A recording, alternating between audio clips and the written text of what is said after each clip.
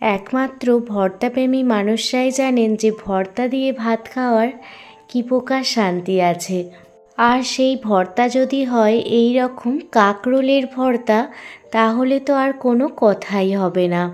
নমস্কার বন্ধুরা, মৌসুমি kitchen and ব্লগে আপনাদের সবাইকে স্বাগত। আজ আমি বানাবো কাঁকরোলের ভর্তা। আপনারা অনেকেই হয়তো কাঁকরোলের ভর্তা খেয়েছেন, তবে যারা এখনও খাননি একবার হলেও এইভাবে কাঁকরোলের ভর্তা বানিয়ে দেখুন। বানানোর পদ্ধতি খুবই সহজ এবং সাধারণ, কিন্তু খেতে হয় অসাধারণ। এক থালা গরম ভাত শুধুমাত্র এই ভর্তা দিয়েই শেষ হয়ে যায়, চিকেন তো লাগবেই না। এতটাই টেস্টি হয় এই কাঁকরোলের ভর্তা। তো চলুন বন্ধুরা রেসিপিটি দেখে নিন। রেসিপিটি বানানোর জন্য দেখুন আমি এখানে 6টি কাঁকরোল নিয়ে নিয়েছি। এই কাঁকরোলগুলো যতটা পরিমাণ কচি হবে খেতেও কিন্তু ততটা পরিমাণ সুস্বাদু হবে। তো চলুন বন্ধুরা প্রথমে কাঁকরোলগুলো কেটে নেব। খুবই সহজ পদ্ধতিতে দেখুন এইভাবে কাঁকরোলগুলো কেটে নিচ্ছি। এখানে আমি 6টি কাঁকরোল নিয়েছি। আপনারা চাইলে এর চাইতে বেশি বা কম কাঁকরোল আপনাদের পরিমাণ মতো নিয়ে নেবেন। কাঁকরোলের সামনের দিক আর পিছনের দিক বাদ দেওয়ার পর এইভাবে গোল গোল করে কেটে নিচ্ছি। খুবই সহজ পদ্ধতিতে এই কাঁকরোলগুলো কাটা হয়ে যায়। এইভাবে ছোট ছোট টুকরো করে গোল গোল করে কেটে নিলে কাঁকরোলগুলো খুব সুন্দরভাবে সিদ্ধ হয়ে যায়। দেখুন দুদিকটা বাদ দেওয়ার পরেই এইভাবে ছোট ছোট গোল গোল করে কেটে নিচ্ছি। প্রত্যেকটা কাঁকরোল একই রকমভাবে কেটে নেব। আপনারা তো অনেক রকম ভর্তা খেয়েছেন, একবার হলেও এইভাবে কাঁকরোলের ভর্তা বানিয়ে খান। দেখবেন বাড়ির ছোট থেকে বড় সবাই চেয়ে চেয়ে খাবে। এতটাই টেস্টি হয় এই কাঁকরোলের ভর্তা। কাঁকরোলগুলো এখনও কিন্তু আমি জলে ধুয়ে নিইনি। আপনারা চাইলে কাঁকরোলগুলো প্রথমেই জলে ধুয়ে নিতে পারেন, না হলে কাঁকরোলগুলো এইভাবে কাটার পর ভালোভাবে জল দিয়ে ধুয়ে নেবেন। কথা বলতে বলতে দেখুন 6টি কাঁকরোল কাটা হয়ে গেছে। এবার কাঁকরোলগুলো জল দিয়ে খুব ভালোভাবে ধুয়ে নেব। কাঁকরোলগুলো আপনারা গোটাও ভালোভাবে ধুয়ে নিতে পারেন, না হলে এইভাবে কাটার পর জলে ধুয়ে নেবেন। জলে 10 মিনিট রাখার পর জল ঝরিয়ে দেখুন প্লেটে কাঁকরোলগুলো তুলে নিচ্ছি। আমি আজকে ভর্তা বানাতে খুবই অল্প কিছু উপকরণ নিয়ে নেব, আর তাতেই কিন্তু কাঁকরোলের ভর্তাটা খেতে অসাধারণ টেস্টি হবে। কাঁকরোলের ভর্তা বানানোর জন্য কাঁকরোলগুলো গোল গোল করে কেটে নিয়েছি। সাথে নিয়েছি 2টো শুকনো লঙ্কা, 2টো মিডিয়াম সাইজের পেঁয়াজ, আর নিয়েছি 5টা কাঁচা লঙ্কা। ঝালটা অবশ্যই আপনারা আপনাদের স্বাদ মতো দেবেন। একটি পেঁয়াজ 4 টুকরো করে নিয়ে নিয়েছি, আর নিয়েছি 7 থেকে 8 কোয়া রসুন।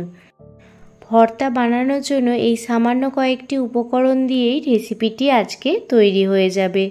অন্যদিকে গ্যাসের ওভেন জ্বালিয়ে কড়াই বসিয়ে দিয়েছি, আর কড়াইতে পরিমাণ মতো জল দিয়ে দিচ্ছি। জল যখন হালকা গরম হয়ে যাবে তখন একে একে কেটে রাখা কাঁকরোলগুলো দিয়ে দিচ্ছি।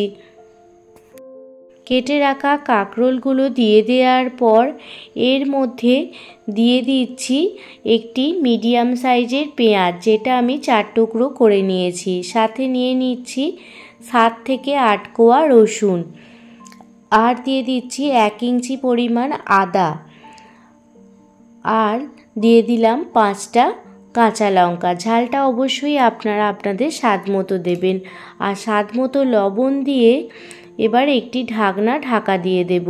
10 থেকে 15 মিনিট বাদ ফিরে এসেছি, আর দেখুন এই সময় কাঁকরোলটা একদমই সিদ্ধ হয়ে গেছে। আপনাদের একটি কাঁকরোল কেটেও দেখাচ্ছি, দেখুন একদমই সিদ্ধ হয়ে গেছে কাঁকরোলটা। এবার ছান্তার সাহায্যে সমস্ত কিছু ভালোভাবে ছেঁকে একটি পাত্রে উঠিয়ে নিচ্ছি। ভালোভাবে ছেঁকে ছেঁকে ওঠাতে হবে যাতে জলটা একদমই না আসে।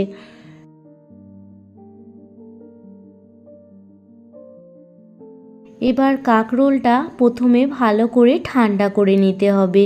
যখনই ঠান্ডা হয়ে যাবে মিক্সার গ্রাইন্ডারের পাত্রে দেখুন কাঁকরোলগুলো দিয়ে দিলাম। কাঁকরোলের সঙ্গে যে সমস্ত উপকরণ সিদ্ধ করেছিলাম সেই সমস্ত মশলাগুলোও দিয়ে দিলাম।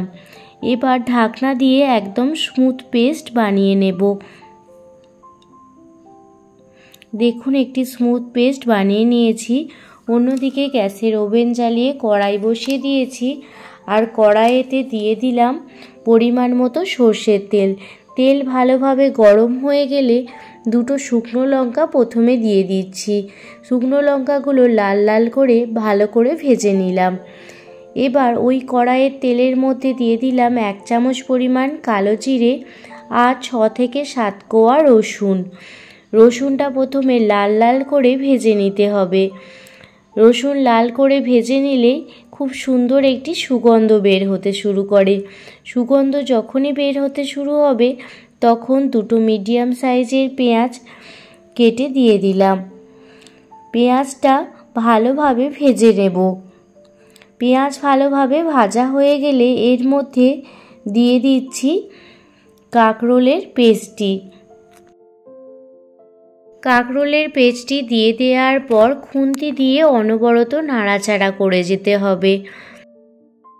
কাঁকরোলের পেস্ট দিয়ে দেওয়ার পর এর মধ্যে দিয়ে দিলাম 1 চামচ পরিমাণে হলুদ গুঁড়ো, 1 চামচ পরিমাণে কাশ্মীরি লাল লঙ্কার গুঁড়ো, স্বাদ মতো লবণ আর সামান্য পরিমাণ চিনি স্বাদের ব্যালেন্সের জন্য। এবার সমস্ত কিছু ভালোভাবে কষিয়ে নিতে হবে যতক্ষণ না পর্যন্ত চারপাশ থেকে ভর্তাটি ভালোভাবে উঠে না আসে, ততক্ষণ এইভাবে নাড়াচাড়া করে যেতে হবে। 7 থেকে 8 মিনিট নাড়াচাড়া করার পর আপনারা দেখতেই পাচ্ছেন কাঁকরোলের ভর্তার মিশ্রণটি অনেকটাই ঘন হয়ে গেছে। এখনও আরও কিছুটা পরিমাণ হবে। এই পর্যায়ে এর মধ্যে দিয়ে দিয়েছি 1 মুঠো পরিমাণ ধনিয়া পাতা। এই ধনিয়া পাতা দিলে এই কাঁকরোলের ভর্তার টেস্টটি দুর্দান্ত হয়। আবারও খুন্তি দিয়ে ভালোভাবে নাড়াচাড়া করে যাচ্ছি।